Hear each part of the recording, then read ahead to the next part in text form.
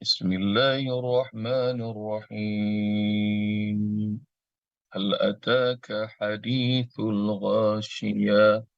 وجوه يومئذ خاشعة عاملة ناصبة تصلى نارا حامية تسقى من عين آنية ليس لهم طعام إلا من ضريع لا يسمن ولا يغني من جوع وجوه يومئذ ناعمة لسعيها راضية في جنة عالية لا تسمع فيها لاغية فيها عين جارية فيها سرر مرفوعة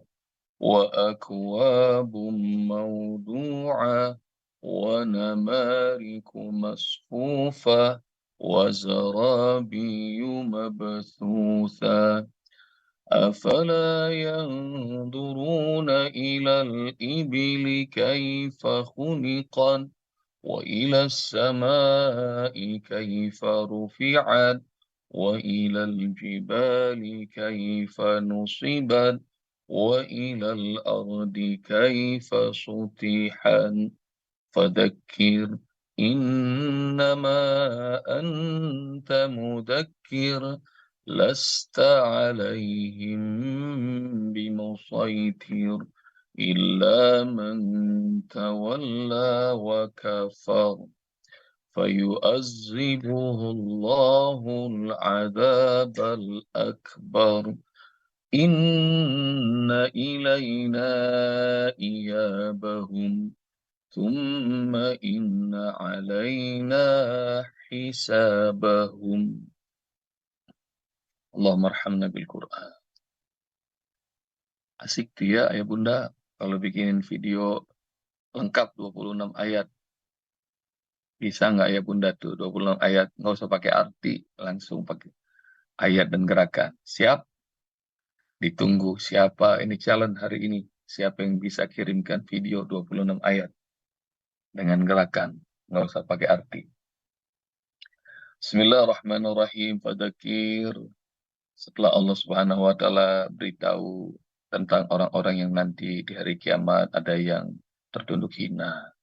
Setelah Allah beritahu nanti di hari kiamat ada orang-orang yang berwajah ceria dengan gambaran surga yang luar biasa indah. Lalu kemudian Allah mengajak semua kita untuk berpikir. Dahsyat itu.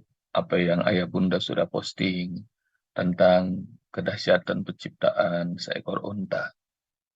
Masya Allah, bunda ini baru tahu tuh tentang keutamaan urin unta. Jadi kalau yang datangi dari Allah dan Rasul harus beriman. Nggak usah pakai diraguin. Dan termasuk juga urusan poligami para bunda nih. Kalau datangnya dari Allah harus beriman. Tuh, Umi Deti langsung siap itu. Mudah-mudahan kedengeran sama suaminya. Lalu kemudian Payu Azibullah. Jadi pengen ngomong langsung Azabal Akbar ini. Ngomong poligami. Dan onta. Lalu kemudian penciptaan langit. Allah dahsyat. Yang posting tentang kedahsyatan ciptaan langit. Lalu penciptaan gunung. Teori isotasi kemarin. Ada yang posting. Jadi vulkanologi. Gunung yang bergerak seperti pergerakannya awan. Maka kalau melihat bencana, nanti kita baru tahu tuh, oh bencana itu sebenarnya ada manfaatnya. Ada banyak sekali manfaatnya. Erupsi juga begitu. Manfaatnya banyak banget. Yang mungkin musibah bagi kita, tapi kebahagiaan bagi sebagian orang. Atau sebaliknya, kita lagi bahagia, di sisi lain banyak orang yang merasakan itu adalah musibah. Salah satunya adalah kebahagiaannya para pegawai TPU. Ayah bunda, tahu nggak TPU? tempat pemakaman umum. Ada seorang jemaah saya bilang, Gus Bob, Masya Allah, mohon maaf Gus Bob, udah 2 pekan nggak ikut kajian tafsir Gus Bob di masjid. Emang kenapa Pak? Ya Gus Bob, saya Alhamdulillah 2 minggu ini banyak lembur. Emang lemburnya di mana Pak? Kerjanya di mana? Di TPU Gus Bob. Masya Allah. Ini 2 minggu ini, Alhamdulillah banyak yang mati Gus Bob. Saya sama kawan-kawan Alhamdulillah banyak tambahan order. Nah, tadi Umi Deti sampaikan kabar duka. Semoga Ananda, anaknya siapa Umi Deti itu? Hari ini yang berpulang, semoga Anaknya Allah selamat. Bunda Aning yang di Pejuang Subuh Insya namanya Allah, Intan.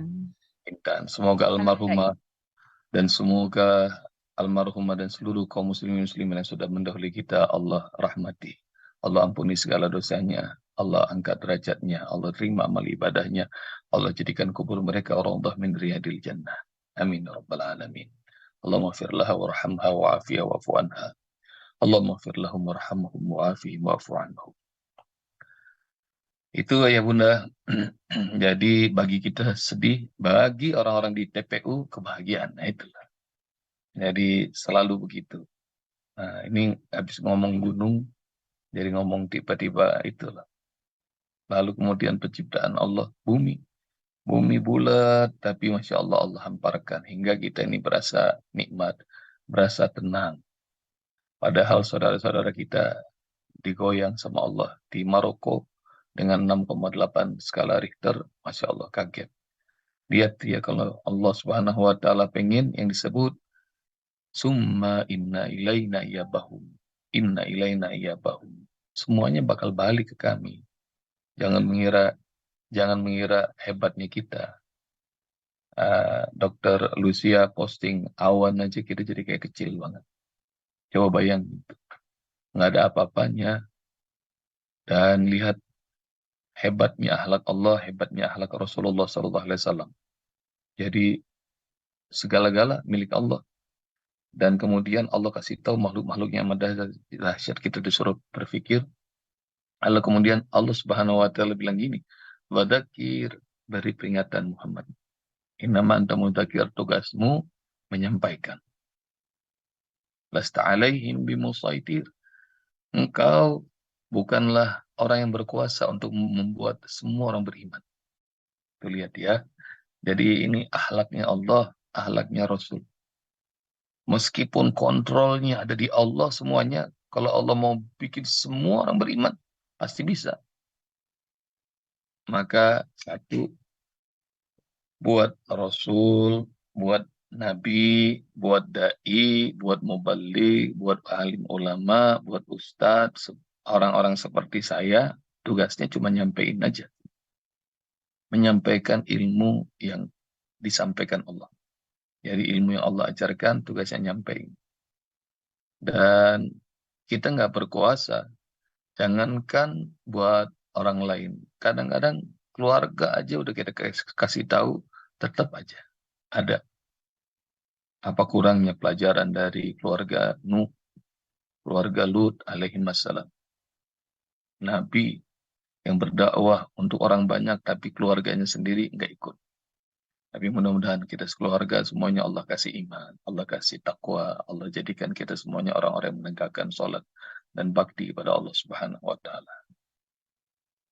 Dan perhatikan, lasta alaihim bimusaitir, tugasnya menyampaikan, engkau bukanlah orang yang berkuasa. Illa man tawalla wa kafar, tapi nanti ya, kalau orang yang berpaling dan kafir, fayu'adzibullah al-azab al-akbar, Allah akan azab dengan azab yang akbar, bukan azab al-kabir, tapi azab al-akbar, azab yang akbar itu superlatif. Nanti azabnya paling gede, azabnya paling dahsyat. PR budaya Bunda. Orang-orang kafir nanti nerakanya kayak gimana? Azabnya kayak gimana? Cari ayatnya. Biar ayah Bunda tahu. Dari khalidina fiha abada. Mereka bakal kelak berada di neraka jahanam selama-lamanya. Kumpulin. Ya. Dan azab yang terdahsyatnya kayak gimana? Bayangin sama ayah bunda. Ditahan sama Allah. Azabnya nggak dikirim di dunia. Karena nanti dikasih kesempatan buat apa? Buat bertaubat. Dikasih kesempatan untuk bisa kembali pada Allah Subhanahu wa Ta'ala. Tapi kalau sampai mati belum juga balik sama Allah Subhanahu wa Ta'ala, ntar ketemunya adalah azab yang gede, azab yang amat dahsyat. Inna ilaina iyabahum. Ntar mereka juga balik ke kita. Tuma inna alaina hisabahum. Dan pada kami mereka juga bakal dihisab. Maka doanya adalah Allahumma hasibni hisaban yasira. Allahumma ya Allah hasibni, hisablah aku hisaban yasira, dengan hisab yang mudah. Allahumma hasibni hisaban yasira. Ya Allah, hisablah aku dengan hisab yang mudah. Hisabnya itu artinya perhitungan ya, bukan hisab di mood, dihisab itu bukan. Hisab yang mudah. Nah, doanya begitu.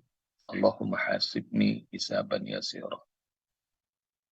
Dalam surat Al-Insyiqaq, فَأَمَّا مَنْ أُوتِيَ كِتَابَهُ بِيَمِينِهِ فَسَوْفَ يُحَاسَبُ حِسَابًا يَسِيرًا وَيَنْقَلِبُ إِلَى أَهْلِهِ مَسْرُورًا. Coba nanti ayah bunda cari. Adapun orang yang diberikan hisabnya dengan tangan kanan, maka nanti dia bakal dihisab dengan hisab yang yasiro. Dan dia bakal kumpul lagi sama keluarganya, girang. Ya, nanti cari itu. Orang yang dihisab dengan hisab yang mudah sama Allah Subhanahu wa Ta'ala. Surat Insyiqaq, ayat berapa cari, bayangin itu. Tapi ada juga orang yang menerima catatan amalnya tangan kiri. Ada lagi di surah Al-Insyiqaq, menerima catatan amalnya dari balik punggung. Ini, balik punggung, terima. Ntar ayah bunda lihat tuh. Gimana menerima catatan amal dari balik punggung? Baca deh, surat Al-Insyiqaq. Mudah-mudahan nanti suatu saat kita sampai. Ini sudah surat 88. Cuma beda 4 surat, mudah-mudahan nyampe. Itu surat 84 Al-Insyiqaq. Jadi nanti mudah-mudahan kita bisa menikmati. Tapi ayah bunda pengen disampaikan kepada ayah bunda bahwa azab Allah akan Allah berikan kalau di akhirat itu sudah azab beneran. Kalau di dunia buat orang beriman, Allah kasih peringatan supaya kembali. Kalau buat orang kafir, itu adalah balasan di dunia. Buat peringatan. Dan peringatan Allah itu yang paling ringan, namanya Al-Quran. Ini zikir. Jadi kalau Allah ingetin nanti kalau mati kafir bakal Allah azab, itu namanya peringatan kecil. Kenapa? Karena disebut Al-Quran nyebutin supaya jadi pelajaran bagi kita.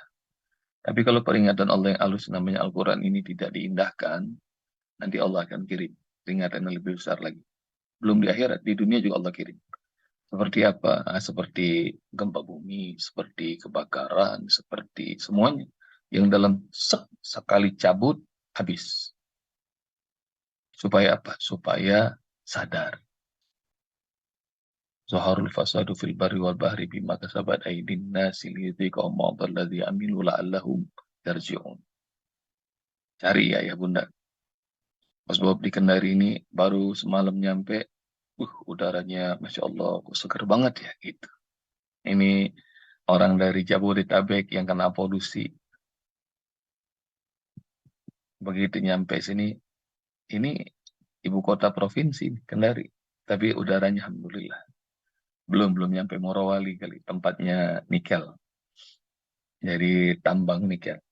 Tapi di sini masih fresh. Usbab belum tahu, mudah-mudahan masih terjaga. Tapi lihat tuh kalau di Jabodetabek, Dhaharul fasadu fil bari wal bahri bima kasabat aydin nas.